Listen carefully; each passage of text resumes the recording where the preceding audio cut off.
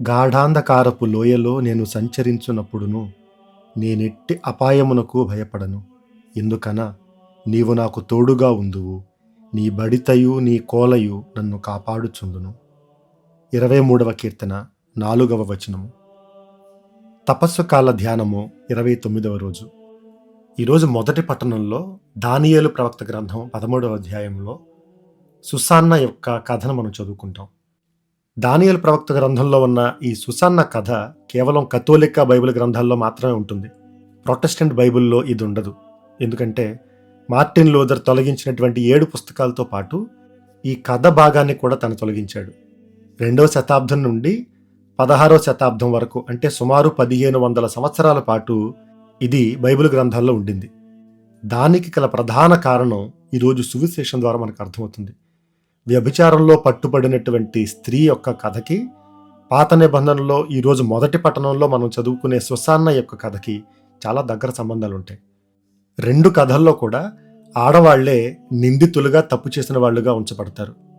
తప్పు చేస్తే ఎవరితో చేశారు అనేటువంటి విషయం మీద స్పష్టత ఉండదు. ఆ వ్యక్తిని, పురుషుణ్ణి తీసుకురారు.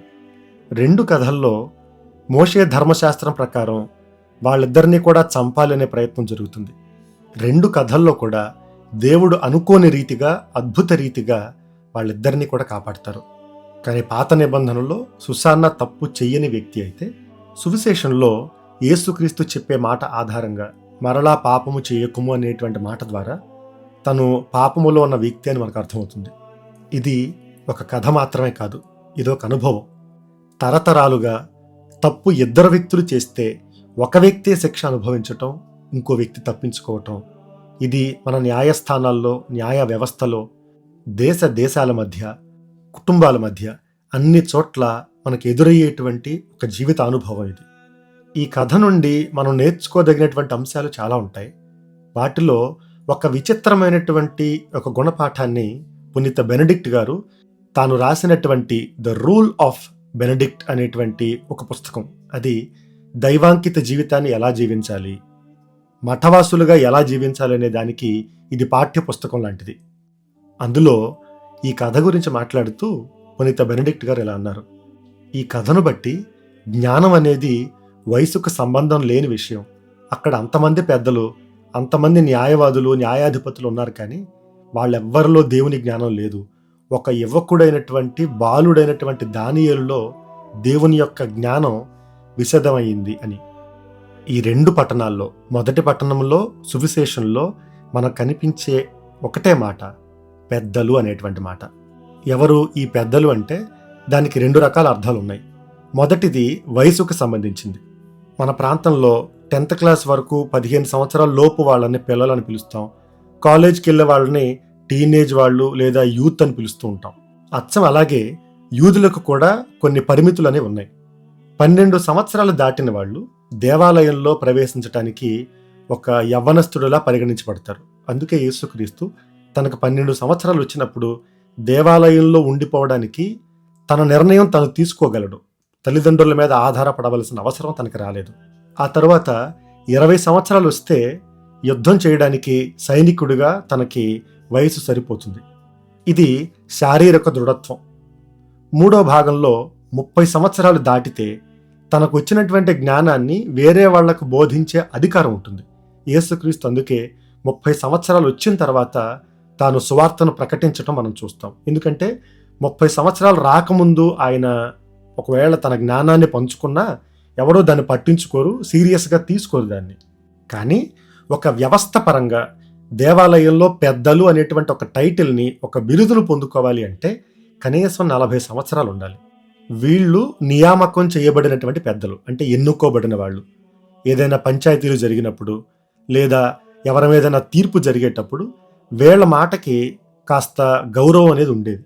చివరిగా 60 సంవత్సరాలు దాటిన వాళ్ళని పెద్దలుగా, అంటే వయసులోనూ, జ్ఞానంలోనూ, అనుభవంలోనూ అన్ని విధాలుగా వాళ్ళని పెద్దలుగా పరిగణించేవాళ్ళు. ఈరోజు పట్టణాల్లో మనకు కనిపించే పెద్దలు అనే మాటకి అర్థము 40 సంవత్సరాలు దాటి వాళ్ళ చేతిలో అధికారము, పదవులు ఉండి ఎవరి మీదైనా తీర్పు జరిగేటప్పుడు వాళ్ళ భవిష్యత్తు నిర్ణయించగలిగేటువంటి శక్తి కలిగిన వాళ్ళు. ఈ సువిశేష భాగం మనకు అర్థం కావాలంటే ద్వితీయోపదేశకాండం 17వ అధ్యాయం మనం చదవాలి. కాస్త సమయం పడుతుంది. 2వ వచనం నుండి 8వ వచనం వరకు చదువుదాం. ప్రభువు మీకియ్యనున్న నగరములలో ఒక పురుషుడు గాని స్త్రీ గాని నీ దేవుడైన యావే నిబంధనకు వ్యతిరేకముగా పాపము చేసినప్పుడు, 4వ వచనం నుండి, ఆ వార్త మీ చెవిన పడినప్పుడు మీరు జాగ్రత్తగా విచారణ జరిపించి అట్టి దుష్కార్యములు జరిగిన మాట నిజమే అని రుజువయ్యననుకొనుడు. అప్పుడు మీరు ఆ మనుషుని నగరము వెలుపలకు తీసుకుని పోయి రాళ్లతో కొట్టి చంపవలసినదే. కాని అట్టి వానిని చంపవలెనన్న 2 లేక 3 సాక్ష్యము చెప్పవలెను, ఒక్కని సాక్ష్యము చెల్లదు. ఇప్పుడు ముఖ్యమైన వచనం 7వ వచనం. దోషిని చంపునప్పుడు సాక్షులే మొదట రాళ్లు రువ్వవలెను, తరువాత జనులెల్లరూ రాళ్లు రువ్వి అతనిని వధింతురు. ఈ రీతిగా ఆ దుష్కార్యమును తుదముట్టింపుడు. ఎంత లోతైన సందేశమో చూడండి ఇది. పాత నిబంధనలో ఒక మనిషికి శిక్ష పడాలి అంటే 2 కనిపిస్తున్నాయి మనకి. మొట్టమొదట ఆ వ్యక్తి తప్పు చేశారా లేదా అనేది నిర్ధారించుకోవాలి. 2వది సాక్షులే మొట్టమొదటి రాళ్లు విసరాలి. కానీ ఇక్కడ యేసుక్రీస్తు ఏం చేస్తున్నారో చూడండి. మీలో మొట్టమొదట రాయి విసరాల్సింది సాక్షులు కాదు, తప్పు చెయ్యటం చూసిన వాళ్ళు కాదు అని. మీలో పాపము చేయని వాడు ఆమె మీద మొట్టమొదట రాయి వేయవచ్చును అని అన్నారు. అక్కడ ఉన్నటువంటి స్త్రీ వైపు వాళ్ళు ఎక్కుపెట్టినటువంటి గన్ను యేసుక్రీస్తు వాళ్ళ వైపు తిప్పారు. ఆమె తప్పు చేసింది కాబట్టి శిక్ష విధించటం కాదు, మీరు తప్పు చేయకపోతే శిక్ష విధించండి అని. ఒక వ్యక్తిని మన్నించాలన్నా శిక్షించాలన్నా కావలసింది సాక్షి కాదు, మనస్సాక్షి. మనం తప్పు చేశామా లేదా అనేది ముందు మనల్ని మనం గమనించుకునే విధానంలో ఉంటుంది. పాత నిబంధన నియమాల ప్రకారం మనం చేసే తప్పును ఎవ్వరూ చూడకపోతే, సాక్షులే లేకపోతే, అది రుజువు చేయబడకపోతే మనం తప్పు చేయనట్టే. దాని నుండి ఎవరైనా తప్పించుకోగలరు. కానీ యేసుక్రీస్తు చెప్పినటువంటి మాట నుండి ఎవ్వరూ తప్పించుకోలేరు. ఎందుకంటే అది మనస్సాక్షి మీద ఆధారపడి ఉంటుంది కాబట్టి. మనం తప్పు చేసినప్పుడు ఆ తప్పు ఎవరికంటా పడకుండా మనుషుల నుంచి మనం దాన్ని దాయగలం, కానీ మన మనస్సాక్షి నుండి దాన్ని దాయగలమా? అందుకే యేసుక్రీస్తు సాక్షి ఉంటే సరిపోదు, మిమ్మల్ని మీరు పరిశీలించుకోండి, మీరు తప్పు చెయ్యని వాళ్ళైతే మొట్టమొదటి రాయి వేయండి అని చెప్పారు. ఆ తరువాత జరిగేది one of the biggest turning points లేదా ట్విస్ట్ అని చెప్పచ్చు. ఆ మాటలు విని అచట ఉన్నవారు పెద్దలు మొదలుకొని ఒకరి వెంట ఒకరు వెళ్ళిపోయిరి. నా ఉద్దేశంలో వ్యభిచారంలో పట్టుబడిన స్త్రీని కాపాడడం పెద్ద కష్టమేమి కాదు. జ్ఞానం ఉన్నవాళ్ళు లేదా వాదించగలిగే వాళ్ళు కూడా దాన్ని చేయొచ్చు. కానీ చేతిలో రాళ్ళు పట్టుకుని వేరే వాళ్ళ మీద విసరటానికి నేను మంచివాణ్ణి, నేను యోగ్యుణ్ణి అనుకునేటువంటి ఒక వ్యక్తి ఆ రాయి వదిలేసేలా ఎవరు చేస్తారు? దేవుడు తప్ప. వాళ్ళ చేతుల్లో ఉన్నవి కేవలం రాళ్ళు కాదు, శిక్షించగలమని వాళ్ళు భావించే ఒక హక్కు. మేము న్యాయమూర్తులము అని అనుకునేటువంటి ముద్దాయిల చేతిలో రాళ్ళవి. ఆ రాయిని ఎవరు వదులుతారు? వాళ్ళు పట్టుకున్న రాతిని వదిలిపెట్టాలంటే మనస్సాక్షిని రగిలించాలి. యేసుక్రీస్తు చేసింది అదే. మన ఇళ్లలో గొడవలు జరుగుతూ ఉంటాయి. అవతల వ్యక్తిని కొట్టడానికి ఒకరు చెయ్యెత్తారనుకోండి, బలవంతంగా వెళ్ళి మన వాళ్ళని ఆపొచ్చు, గొడవ జరగకుండా అడ్డుకోవచ్చు. ఆ సమయంలో చెయ్యెత్తిన వాడికి, గన్ను ఎక్కుపెట్టిన వాడికి, విల్లు వదలటానికి సిద్ధంగా ఉన్నవాడికి, రాయి విసరటానికి సిద్ధంగా ఉన్నవాడికి ఆలోచన అనేది పనిచేయదు. ఆ సమయంలో కూడా ఒకరు ఆలోచించేలాగా మాట్లాడిన వ్యక్తి యేసుక్రీస్తు. వాళ్ళ చేతుల్లో ఉన్న రాళ్లను వాళ్ళు విడిచిపెట్టి పెద్దలు మొదలుకొని అందరూ వెళ్ళిపోయారు. నా ప్రకారం ఇది అద్భుతానికి ఏమాత్రం తక్కువ కాదు. ఎందుకంటే ప్రతి సమాజంలో పెద్దలు అనేవాళ్ళు ఒక ఎంటైటిల్మెంట్తో బ్రతుకుతూ ఉంటారు. అంటే మేము మంచివాళ్ళం, మాకు హక్కు ఉంది, మేము చేస్తుంది కరెక్టే అనేటువంటి ఒక ఆలోచనలో బ్రతుకుతూ ఉంటారు. దాన్ని మార్చటం అంత సులభమేమీ కాదు. మనం ఏదైనా ఒక నిర్ణయం తీసుకునేటప్పుడు పెద్దవాళ్ళ వైపు చూస్తాం, వాళ్ళు దాన్ని ఆమోదిస్తున్నారా లేదా అని. పెద్దలు వాళ్ళ తప్పు వాళ్ళు తెలుసుకొని అక్కడి నుంచి వాళ్ళు వెళ్ళిపోయారు. దీన్నే లీడింగ్ బై ఎగ్జాంపుల్ అని అంటారు. పెద్దలు గనక వాళ్ళ తప్పు ఒప్పుకునేంత తగ్గింపును వాళ్ళు అలవర్చుకుంటే అక్కడ ఉన్న వాళ్ళందరూ వెళ్ళిపోతారు. ఈ ఆదర్శాన్ని మనం మన పిల్లలకు ఇవ్వలేకపోతే వాళ్ళు రాళ్ళు పట్టుకుని మనలాగానే తయారవుతారు. పిల్లల చేతుల్లో ఉన్న రాళ్ళు వాళ్ళు వదిలిపెట్టాలి అంటే పెద్దవాళ్ళు ముందు వాళ్ళు వదిలిపెట్టాలి. మార్పు ప్రారంభం అవ్వాల్సింది ఇంట్లో ఉన్న పెద్దవాళ్ళలో. వాళ్ళు మారితే ఇంట్లో ఉన్న పిల్లలు, యువతి యువకులు అందరూ మారుతారు. పెద్దలు అంటే అంత జీవితాన్ని అంత అనుభవాన్ని అన్నీ దాటి వచ్చిన వాళ్ళు కూడా రాళ్ళు తీసుకుని విసరటం మాత్రమే నేర్చుకుంటే వాళ్ళను చూసి అక్కడ ఉన్నటువంటి మిగతా వాళ్ళందరూ కూడా అదే చేస్తారు. ఓసారి ఓ పెద్ద ఆయన నాతో అన్నారు, మేము మీకంటే పెద్దవాళ్ళంరా, మీకంటే ఎక్కువ పాపాలు చేసిన వాళ్ళం, మేమే మిమ్మల్ని అర్థం చేసుకోకపోతే ఎవరు అర్థం చేసుకుంటారు అని. అది సువిశేషంలో ఉన్నటువంటి పెద్దవాళ్ళకి అర్థమైంది. ఎందుకంటే పెద్దలు అంటే ముందు రాయి విసిరేవాళ్ళు కాదు, ముందు రాయిని వదిలిపెట్టగలిగేవాళ్ళు. ఆ రోజు ఆ పెద్దవాళ్ల వల్ల ఒక అమ్మాయి ప్రాణాలు దక్కించుకుంది. తప్పు చేసిన వ్యక్తికి ఇంకొక అవకాశం లభించింది. ఎలా పుట్టింది కనికరం? వేరే వాళ్ళ తప్పులు వెతికితే శిక్ష పుడుతుంది, మన తప్పులు మనం గమనించుకుంటే కనికరం మాత్రమే పుడుతుంది. అసలు ఏ పాపము చేయని యేసుక్రీస్తే నేను నిన్ను శిక్షించను అని అంటే, ఇన్ని తప్పులు ఇన్ని పాపాలు చేసే మనం వేరే వాళ్ళను నిందించడానికి, వేలెత్తి చూపించటానికి, ఒకళ్ళలో మనం తప్పులు వెతకటానికి మనకు అసలు ఏం అర్హత ఉంది? తన చేతిలో రాయే లేకుండా కూర్చుని వేలితో రాస్తున్నటువంటి యేసుక్రీస్తు ముందు రాళ్ళు పట్టుకుని విసరటానికి సిద్ధంగా ఉండటానికి మనం ఏ పాటి వాళ్ళం? శిక్ష, పాపము అనేవి దేవునికి ఒక పాపికి సంబంధించిన విషయాలు. దాన్ని బహిరంగంగా అందరూ కలిసి తీర్పు విధించటానికి, రాళ్ళు విసరటానికి అది వాళ్ళకి సంబంధం లేని విషయం. మనందరం వేరే వాళ్ళ జీవితాల నుండి బయటికి వెళ్ళడం నేర్చుకోవాలి. తీర్పు, శిక్ష అనేవి దేవుడు విధించేవి కదా, దానిలో మనం ఎందుకు జోక్యం చేసుకోవాలి? మన మీదకి ఆ తీర్పుని ఎందుకు తెచ్చుకోవాలి? ఆ సీన్ నుండి మనం నడిచెళ్ళిపోతే తనను శిక్షించాలా, మన్నించాలా అనేది దేవుడు నిర్ణయించుకుంటాడు. ప్రపంచంలో అన్నిటికంటే అజ్ఞానం, ద మోస్ట్ ఫూలిష్ థింగ్ ఏంటి అంటే, వేరే వాళ్ళకంటే మనం మంచి వాళ్ళం అనేటువంటి అపోహలో బ్రతకటం. ఈరోజు మనల్ని మనం ఆత్మపరిశీలన చేసుకుందాం. మనం కూడా ఈ పెద్దల్లా చేతిలో రాళ్ళు పట్టుకుని వాళ్ళు తప్పు చేశారు, వీళ్ళు తప్పు చేశారు, వాళ్ళు మంచి వాళ్ళు కాదు, వాళ్ళకి అది తెలియదు, వీళ్ళకి ఇది రాదు అని విసరటానికి సిద్ధంగా ఉన్నామా? లేదా మనం హక్కుగా భావించేటువంటి వేరే వాళ్ళలో తప్పులు ఎతకటం అది మన బాధ్యత అనేటువంటి ఒక మనస్తత్వంతో బ్రతుకుతున్నటువంటి మనం దాన్ని వదిలిపెట్టడానికి సిద్ధంగా ఉన్నామా? ఒక్కోసారి మనం పెద్దరికాన్ని అర్థం చేసుకునేటువంటి పద్ధతి, దాన్ని ప్రదర్శించే విధానం చాలా తప్పుగా ఉంటుంది. మనం పెద్దవాళ్ళం అంటే వయసులో పెద్దవాళ్ళమా? అధికారం, పెత్తనం చలాయించడంలో పెద్దవాళ్ళమా? మన పెద్దరికం ఎక్కడ బయటపడాలంటే, మనం తప్పు చేసినప్పుడు ముందు వెళ్ళి సారీ చెబితే అది పెద్దరికం. మనకన్నా చిన్నవాళ్ళు కనిపించినప్పుడు వాళ్ళను ముందు మనమే పలకరిస్తే అది పెద్దరికం, అది ఆదర్శం. తప్పు చేసిన వాళ్ళు ఎవరైనా మనకు కనిపిస్తే వాళ్ళకి ఇంకొక అవకాశం ఇవ్వటం, వాళ్ళని మన్నించటం, అది పెద్దరికం. ఇక్కడ పెద్దలు అనేవాళ్ళు శిక్షించటం నేర్చుకున్నారు. నిజమైన పెద్దరికం అంటే ఏంటో యేసుక్రీస్తు నిరూపించారు.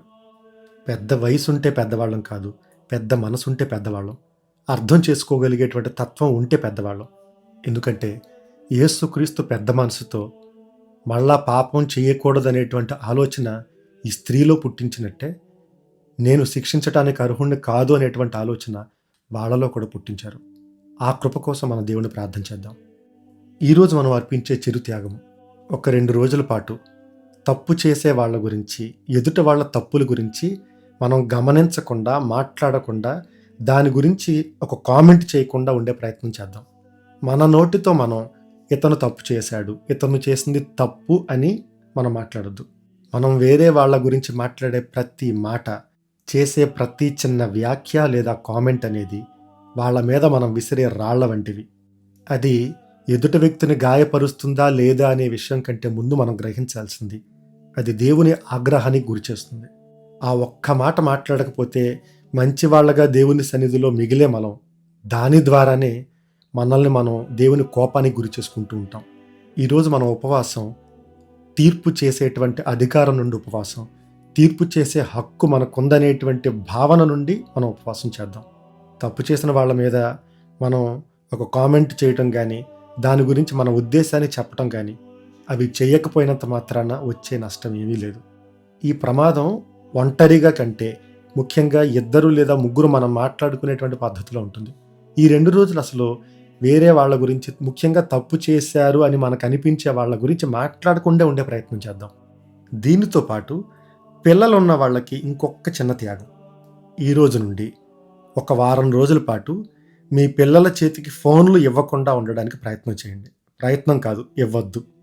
పిల్లలు ఫోన్లు లేకుండా ఉండలేకపోతున్నారు అనే దానికన్నా, పిల్లలకి మనమే ఫోన్లు ఇవ్వకుండా ఉండలేకపోతున్నాం అని చెప్పడం కరెక్టేమో.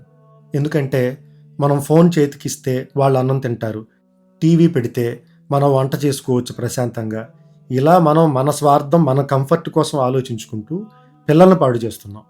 వారం రోజుల పాటు పిల్లలకి 15 సంవత్సరాల లోపున్న వాళ్ళకి ఫోన్ను అసలు ఇవ్వద్దు, ఫోను ముట్టుకోవద్దని చెప్పండి.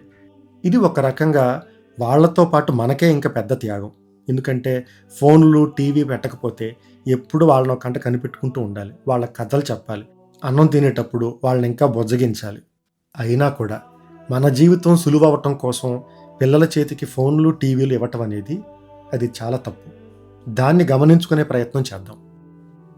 ఈరోజు మనం ప్రార్థన చేసే ఉద్దేశము, రైతులందరి కోసం ప్రార్థన చేద్దాం. మిగతా వృత్తులకి, వ్యవసాయం చేసి అన్నం పండించేటువంటి అన్నదాతకి చాలా వ్యత్యాసం ఉంది. అన్ని నెలలు కష్టపడినా చివరికి పంట చేతికి వచ్చే సమయానికి వాతావరణంలో చిన్న మార్పు వచ్చి ఏ వర్షం పడినా కూడా పడిన కష్టమంతా వృధా అయిపోయి అప్పుల పాలైపోతారు. అలాంటి రైతుల కోసం ప్రార్థన చేద్దాం.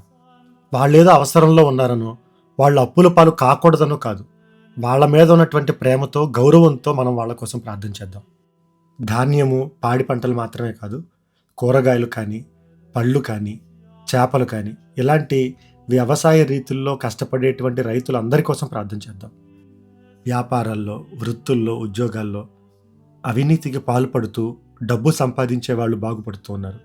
కానీ అన్నదాతగా మనం తినే భోజనం కోసం కష్టపడే రైతుకు, తన కుటుంబానికి ఏ కష్టమో అపాయం రాకుండా దేవుడు సంరక్షించాలని, వాళ్ళు పండించే పంట కేవలం మనకు ఆహారంగా మాత్రమే కాదు, వాళ్ళకి కూడా ఆర్థికంగా బలాన్ని చేకూర్చేదిగా దేవుడు దీవించాలని వాళ్ళందరి కోసం ప్రార్థన చేద్దాం. ప్రార్థన చేసుకుందాం. క్షమాగుణ సంపన్నుడైన తండ్రి, ఈరోజు వాక్యం ద్వారా మాతో మాట్లాడుతూ నిజమైనటువంటి క్షమాతత్వం ఏంటో నీ కుమారుని యొక్క జీవితం ద్వారా మాకు బోధిస్తున్నందుకు మీకు వేలాది వందనములు. నీ బిడ్డలంగా ఆ క్షమను మేము అలవరుచుకునే కృపను మాకు దయచేయండి. చేతిలో రాళ్ళు తీసుకుని మేము మంచి వాళ్ళమనేటువంటి అపోహతో ఇతరుల మీద తీర్పు తీరుస్తూ ఉన్నాం ప్రభువా. ఎవరి జీవితాలకి, ఎవరి వ్యక్తిత్వాలకి, ఎవరి నిర్ణయాలకి వాళ్ళు సమాధానం చెప్పాల్సింది మీకు కానీ, వ్యక్తులుగా వాళ్ళని నిందించేటువంటి మాకు కాదు అని మేము గమనించే కృపను దయచేయండి. ఇతరుల్లో తప్పులు వెతికే మేము మా తప్పులు మేము గమనించటం ద్వారా క్షమను, కరుణను అలవర్చుకునే కృపనివ్వండి. ఇంట్లో ఉన్నటువంటి పెద్దవాళ్ళ కోసం ప్రార్థన చేస్తున్నాం. ఆదర్శంతో, మంచితనంతో, తగ్గింపుతో కుటుంబానికి ఒక మంచి ఉదాహరణను అందరూ ఇచ్చే కృపను దయచేయండి. ఎదుగుతున్నటువంటి బిడ్డలను ఎలా పెంచాలో బాధ్యత కలిగినటువంటి తల్లిదండ్రులుగా వ్యవహరించేటువంటి వ్యక్తిత్వాల్ని వాళ్ళందరికీ ప్రసాదించండి. ఈరోజు మేము అర్పించే త్యాగము, మా ప్రార్థనలన్నీ కూడా రైతుల కోసం అంకితం చేస్తూ ఉన్నాము. వాళ్ళు పడేటువంటి కష్టానికి, వాళ్ళ శ్రమకు తగిన ఫలితాన్ని ఇచ్చే ప్రభువు మీరే నమ్ముతూ ఉన్న ప్రభువ. వాళ్ళ సామర్థ్యం మీద కాకుండా పూర్తిగా నీ మీద, నీ సంరక్షణ మీద వాళ్ళు ఆధారపడుతూ ఉన్నారు ప్రభువ. అప్పుల పాలయ్యి ఆర్థికంగా ఇబ్బంది పడుతున్న కుటుంబాల కోసం ప్రార్థన చేస్తూ ఉన్నాం. మానసికంగా ఒత్తిడికి గురవుతున్నటువంటి రైతుల కోసం ప్రార్థన చేస్తూ ఉన్నాము. వాళ్లకు భరోసాగా, ఆదరువుగా నిలబడేటువంటి పథకాలని ప్రభుత్వం తయారు చేసేటువంటి, రూపొందించేటువంటి కృపను దయచేయండి. వాళ్ళ బాగు కోసం నీ బిడ్డలంగా మేమందరం మనస్ఫూర్తిగా ప్రార్థన చేస్తూ ఉన్నాం. పండించే ప్రతి రైతు, వాళ్ళు చేస్తున్న వ్యవసాయాన్ని ఆశీర్వదించండి. అమ్మ మరియ తల్లి, ఏ పాపము చేయనప్పటికీ మీరు, మీ కుమారుడు ఏ రోజు ఎవరినీ కూడా శిక్షించలేదు. మేము కూడా అలాంటి తత్వాన్ని అలవర్చుకునే కృపను మా అందరికీ నీ ప్రార్థనా సాయం ద్వారా దయచేయండి. ఈ మనవులను మా ప్రభువైన అయిన క్రీస్తు ద్వారా అడిగి వేడుచున్నాము. ఆమెన్. సర్వశక్తిగల సర్వేశ్వరుడు, పిత, పుత్ర, పవిత్రాత్మ మనలను ఆశీర్వదించి కాపాడునుగాక. ఆమెన్.